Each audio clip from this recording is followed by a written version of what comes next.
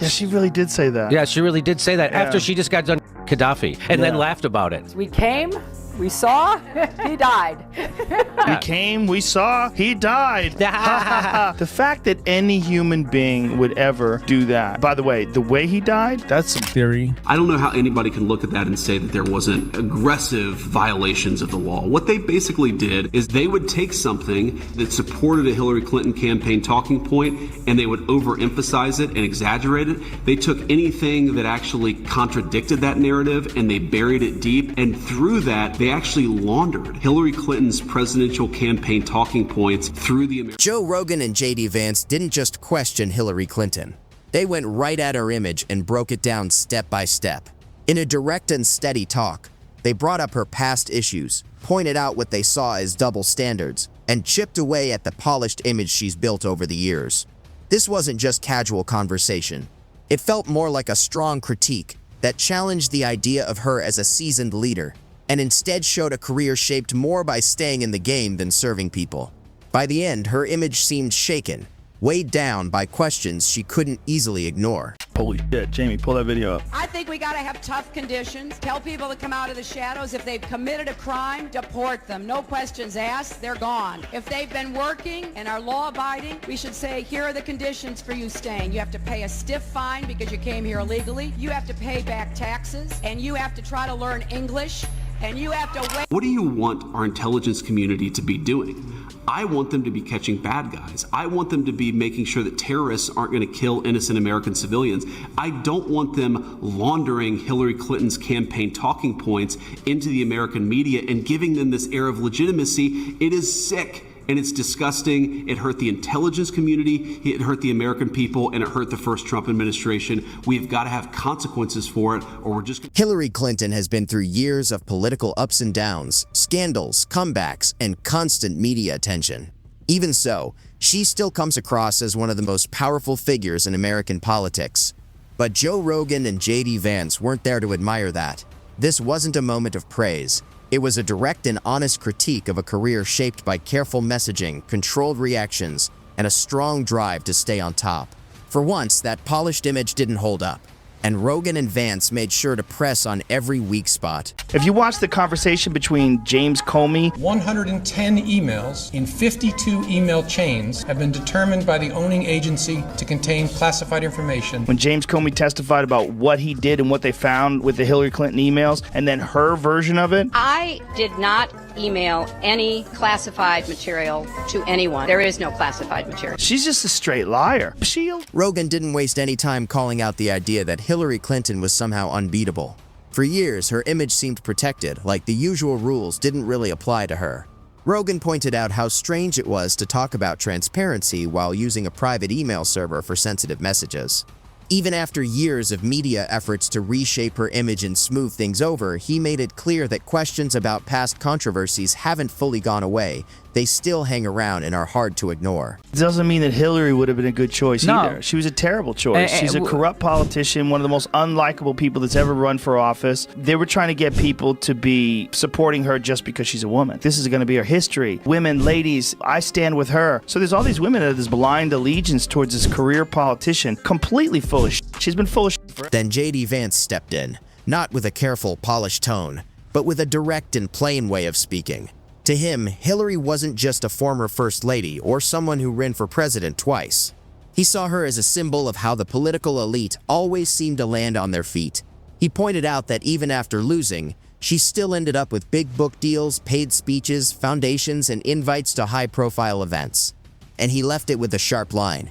If losing comes with rewards like that, why does winning even matter? So here we see J.D. Vance with Maria Bartiromo on Fox News Sunday. I have to say, Maria, I laugh at the Democrats who are now all of a sudden so interested in the Epstein files. We know that Jeffrey Epstein had a lot of connections with left-wing politicians and left-wing billionaires, and now President Trump has demanded full transparency. Rogan kept going, saying Hillary's biggest strength isn't leadership, it's her ability to survive. From Whitwater to Benghazi to questions around the Clinton Foundation, she's faced issues that might have ended other careers.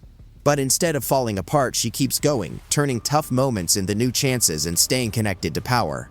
Rogan even compared her to a top-level survivor. But instead of chasing anything physical, he said she goes after speaking fees, book deals, and influence in elite circles. I don't like her. She's I mean, that was a lot of people's perspectives on Hillary Clinton. I'm pretty sure everyone loved her. I'm pretty sure she the won. most loved. She's Why? cool. I just like I liked her. Who isn't? Yeah, Bernie Sanders. Okay, but did you vote for Bernie? He wasn't available to vote for. Did you vote in the... I didn't vote for in the primary. Primaries, right. Yeah. But I had him on my podcast, and he was very sincere. Okay, cool. I've had my mom on my podcast. You want to flex? Vance also criticized Hillary for trying to appear relatable to everyday Americans, pointing to her expensive outfits and high-paid speeches that feel far removed from normal life. He said her attempts at authenticity often come off as forced, like someone trying too hard to fit in. Rogan added to the criticism by joking about campaign moments like dancing, drinking beer, and baking cookies, saying they can feel staged. Together, they suggested that once the cameras are off, she returns to the usual world of donors and insider talk, making the whole image feel more like a performance than real connection. To try to silence him and shut him up. And then consider, just yesterday, one of the chief surrogates of Kamala Harris's campaign is Hillary Clinton. And you know what Hillary Clinton said yesterday? She said that misinformation should be met with criminal penalties.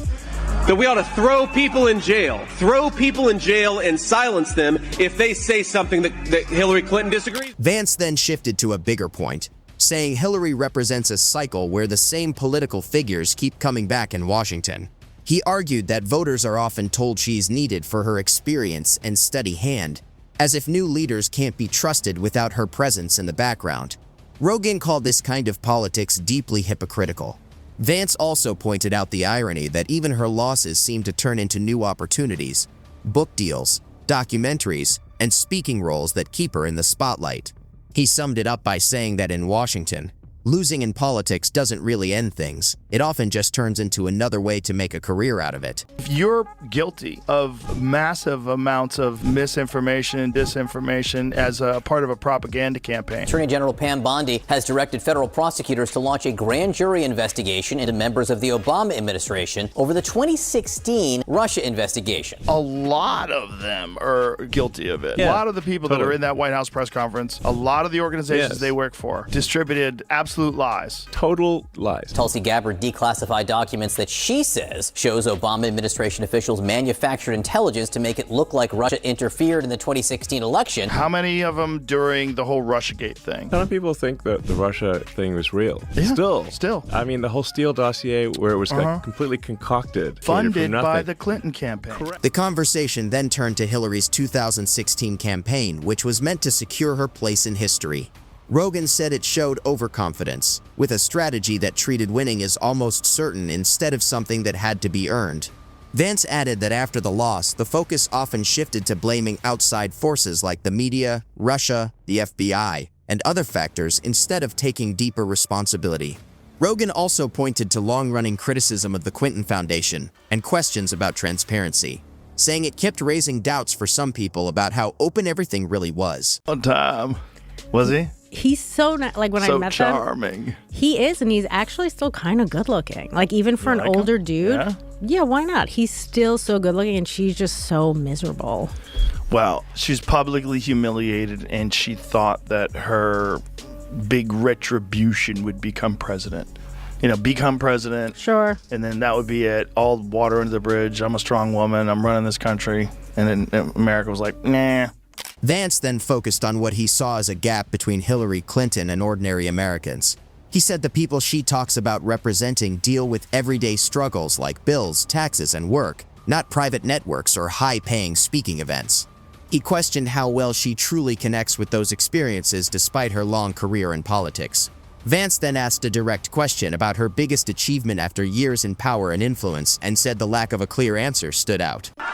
And here's the thing.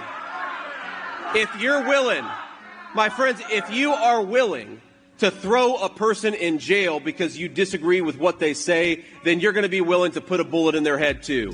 So the Democrats, I call on every leader in this country, not just tone down the rhetoric, but tone down the censorship. Let's have a debate with one another. That's what Americans do. Stop trying to silence people. By the end of Rogan's and Vance's criticism, Hillary Clinton wasn't just seen as a longtime political figure, but as part of a system where staying in power often matters more than real change.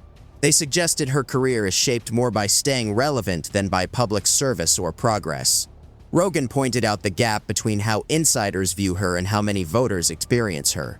In Washington, she's seen as a powerful figure with strong connections.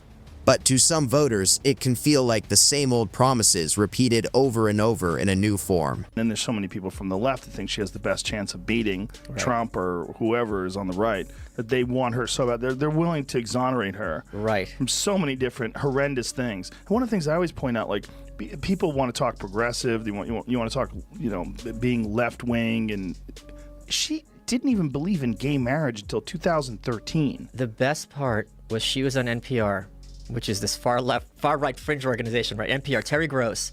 And Terry Gross says, you used to be against gay marriage. Your husband passed DOMA, which made it a federal law that gay marriage won't be recognized by the federal government. And you changed your position. Like, how did that happen? Was it because Americans became... And Hillary's like, well, America changed their point of view. She goes, no, I understand Americans changed their point of view. What was your mental process?